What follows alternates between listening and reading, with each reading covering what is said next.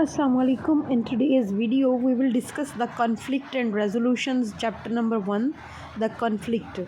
What is conflict? The word conflict comes from the Latin word conflictus, which means division or clash. Clash या किसी चीज़ पे आपका जो है वो disagreement. Nevertheless, considerable disagreement exists over how to define conflict. Many attempts to define conflict in a way that best sums up its major aspects have been made. किस तरह से हम इसको बेस्ट डिफ़ाइन कर सकते हैं? People who work in the field continue to work on developing definitions of conflicts according to their various features. For example, definitions exist based on the major causes of conflict such as material resources, power, values or feelings. These are sometimes called causative agents. causative agents हैं, ये cause करते हैं conflict को आपके resources की वजह से, आपके मटेरियल की वजह से, पावर की वजह से, वैल्यूज़ और फीलिंग्स की वजह से कन्फ्लिक्ट्स यानी डिसएग्रीमेंट्स क्रिएट हो सकते हैं. There are also definitions based on the nature of the conflict parties such as individuals, organizations और states. Individuals के दरमियान conflicts हो सकते हैं, parties के दरमियान हो सकते हैं, organizations के दरमियान conflicts या disagreements हो सकते हैं और states के दरमियान भी conflicts हो सकते हैं. These definitions have developed along with what is today known as conflict theory, taking into account newly emerging practices of conflict analysis and intervention. Conflict is defined as a disagreement through which the parties involved perceive a threat to their needs, interests और concerns. Disagreement क्या है? जब दो parties आपस में disagree करते हैं किसी चीज़ के ऊपर और वो एक दूसरे की नीड्स, एक दूसरे के इंटरेस्ट्स और एक दूसरे की कंसर्न्स के लिए जब थ्रेट बन जाएं तो this is called conflict. Conflict refers to some form of friction, disagreement or discord arising within a group when the beliefs or actions of one or more members of the group are either resisted by or unacceptable to one or more members of another group. जब आप मेरे views को और मैं आपके views को accept करने से इनकार कर दूं, उनके ख़िलाफ़ कोई जो है वो रेजिस्टेंस करूं या मैं उनको वायलेट करूं या मैं उनको थ्रेट करूं, तो इसको हम कन्फ्लिक्ट बोलते हैं. ये डिस्कॉर्ड्स होती हैं, लड़ाइयाँ होती हैं, ठीक है, ये इसको हम कन्फ्लिक्ट बोलेंगे. अब चूँकि हमने पढ़ा है कि ये जो कन्फ्लिक्ट्स होते हैं ये ग्रुप्स के दरमियान होते हैं, इंडिविजुअल्स के दरमियान, स्टेट्स के दरमियान होते हैं, ऑर्गेनाइजेशंस के दरमियान होते हैं. तो let us see what is the definition of a group. A group is a social unit that consist of a number of individuals who at a given time stand in definite interdependent status and role relationships with one another. एक ऐसा group, ऐसे individuals जो एक ख़ास जगह पे रहते हैं और किसी ख़ास वक्त में वो एक दूसरे के साथ रिलेशंस भी होते हैं, इंडिपेंडेंट होते हैं एक दूसरे के साथ, ठीक है, और कुछ अपनी ड्यूटीज़ जो हैं वो पूरी कर रहे होते हैं. Explicitly and implicitly poses a set of values और नॉर्म्स. उनके कोई सेट ऑफ नॉर्म्स होते हैं regulating the behaviour of individual members. और थर्ड पैराग्राफ में सेकंड पैराग्राफ में देखें तो there are various sociological perspectives of group conflict. Group conflict अगर हो जाए तो उसके अंदर बहुत से सोशियोलॉजिकल पर्सपेक्टिव्स होते हैं. Some commentators will accept that there is a situation of conflict only when there is open struggle such as fighting. जब लड़ाई वगैरह होती है किसी चीज़ पे ओपनली स्ट्रगल करते हैं दो ग्रुप्स आपस में, तो this is called group conflict. Others require there to be only the existence of competing claims to scarce resources. आप जब किसी resources की बेस पे जब एक दूसरे के साथ compete करते हो तो तब भी ग्रुप जो conflicts हैं वो हो सकते हैं. अगर हम देखें कि ये जो कन्फ्लिक्ट होते हैं ये किन बेसिस पे होते हैं, तो ये किसी टास्क की वजह से भी हो सकते हैं, अकर्स अराउंड रिलेशनशिप्स में भी हो सकते हैं. यानी आपका काम जो है उसमें भी हो सकते हैं और आपके रिलेशनशिप्स में भी हो सकते हैं. These common themes will help you to understand and deal with conflict in a youth development context. क्या है जी, टास्क कन्फ्लिक्ट है। This type of conflict concerns disagreements over the content of the task being carried out, for example differences of opinion among the young people involved in a project on how best to achieve the desired outcomes. आपको कोई project मिला है और आप एक team हो, लेकिन team के कुछ मेंबर्स, ग्रुप के कुछ मेंबर्स कहते हैं कि हम ये स्ट्रैटेजी यूज़ करेंगे तो हम ज़्यादा अच्छी आउटपुट्स लेके आ सकते हैं, और दूसरा ग्रुप बोले कि हम ये वाली जो है वो स्ट्रैटेजी यूज़ करें तो हम ज़्यादा आउटपुट अच्छी दे सकते हैं। अगर इस बात पे आपकी लड़ाई हो जाती है तो this is called task conflict. Now let us see relationship conflict. This type of conflict concerns interpersonal hostility and tensions between individuals rather than conflict over the task being carried out.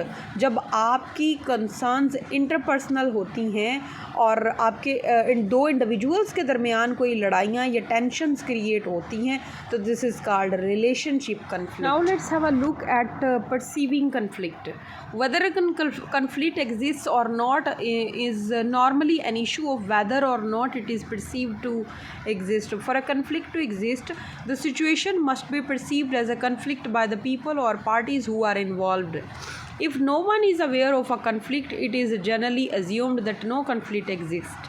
अब वो कहता है कि अगर कहीं पे कोई conflict है तो उसका जो है एग्जिस्टेंस तो तभी होती है ना जब वहाँ के लोग ये चीज़ देख लें कि दो लोगों के दरमियान कन्फ्लिक्ट चल रहा है। अगर आपको ये चीज़ से आप अवेयर ही नहीं है कि कन्फ्लिक्ट चल रहा है तो it means there is no existence of conflict.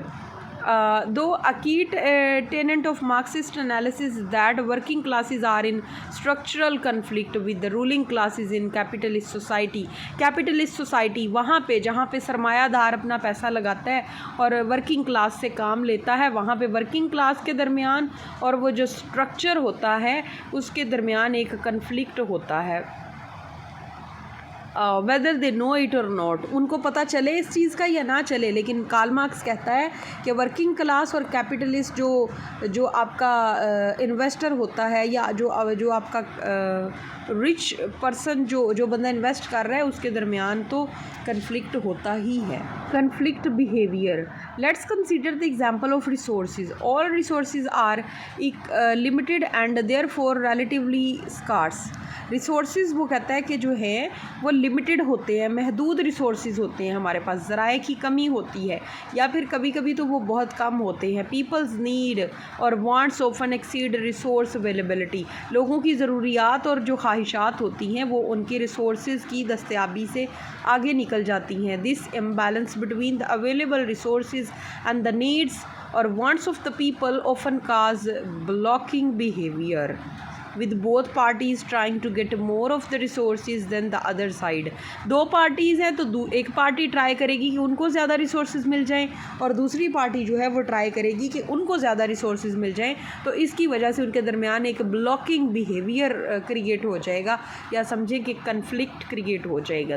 The parties are likely than to be in opposition, और ऐसी सूरत हाल में पार्टीज़ एक दूसरे की अपोजिशन में आ जाती हैं, मुखालफत करती हैं। When one party is perceived to block the access to the resources of another, जब एक पार्टी दूसरे बंदे की रिसोर्सेज तक जो रसाई है उसको बंद करने की कोशिश करती है या उसकी किसी चीज़ तक पहुंच को बंद करने की कोशिश करती है, a conflict will most probably result. तो ये इस चीज़ के बहुत से चांसेस हैं कि वहाँ पे एक कन्फ्लिक्ट क्रिएट हो जाएगा। To identify a conflict situation one should assess whether the conflict is caused by an intentional act, that is somebody does something on purpose. वो कहता है कि इसको आइडेंटिफाई करने के लिए आपको ये फाइंड आउट करना पड़ेगा कि क्या कोई बंदा जो है वो इरादे के तौर पे इरादा करके ये चीज़ कर रहा है, ठीक है, किसी पर्पस किसी मकसद के तहत कर रहा है, और whether the conflict is caused by an unintentional act, या फिर ये कन्फ्लिक्ट तो हादसाती तौर पे हो गया है, इत्तफाकन हो गया है, that is somebody does something accidentally. ऐसा भी हो सकता है कि कोई चीज़ किसी बंदे से हादसाती तौर पे हो गई हो, उसने इरादतन ना की हो। कन्फ्लिक्ट को लेके लोगों का जो व्यू था वो काफ़ी ज़्यादा चेंज हो गया है। अगर हम कन्फ्लिक्ट को मैनेज करने की बात करें कि इसके तीन पर्सपेक्टिव्स हैं जिनको हम आगे डिस्कस करते हैं। एक तो इसके ऊपर ट्रेडिशनल व्यू है। This view was predominant in the early 20th century when it was believed that conflict was always bad and should be avoided at all costs। यानी कि कन्फ्लिक्ट को आपने अवॉइड ही करना है।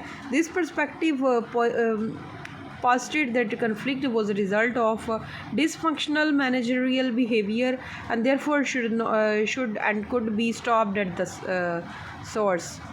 यानी कि तब तो यही समझा जाता था कि भाई कन्फ्लिक्ट जो होता है तो इसका मतलब है कि डिसफंक्शनल मैनेजरल बिहेवियर है। उसके बाद है human relations view. This was the overriding perspective for the 3 decades spanning 1940 to 1970। In this view, conflict was viewed as a natural and inevitable part of human existence and was accepted as a normal part of group interaction and relationships। इसके मुताबिक जहाँ पे कुछ लोग रह रहे हैं वहाँ पे कन्फ्लिक्ट जो है वो इनएविटेबल है, यानी कि आप जितना मर्ज़ी कोशिश कर लें इसको रोकने की, ये हो ही जाएगा और ये नेचुरल है। यानी लोगों के दरमियान इख्तलाफात होते हैं। इंट्रैक्शनिस्ट व्यू क्या कहता है? The contemporary view holds that not only is conflict inevitable but managing a degree of tension can actually be helpful in keeping a group energised and creative. वो कहते हैं कि ठीक है ये तो इनएविटेबल है ही, लेकिन इसको मैनेज करना और टेंशन को रिड्यूस करना जो है ये काफ़ी ज़्यादा हेल्पफुल हो सकता है और क्रिएटिव भी हो सकता है, ग्रुप को एनर्जाइज यानी कि एनर्जी भी दे सकता है। In this view conflict is seen as a positive force for change with in organisation, groups and relationships. Positive है ये कन्फ्लिक्ट का होना। इसका मतलब है कि there is creativity, there are different minds, there are different perspectives, there are different opinions. ये तो नहीं हो सकता कि हर बंदा जो है वो एक ही बात पे एग्री करे, तो दिस इज़ पॉजिटिव।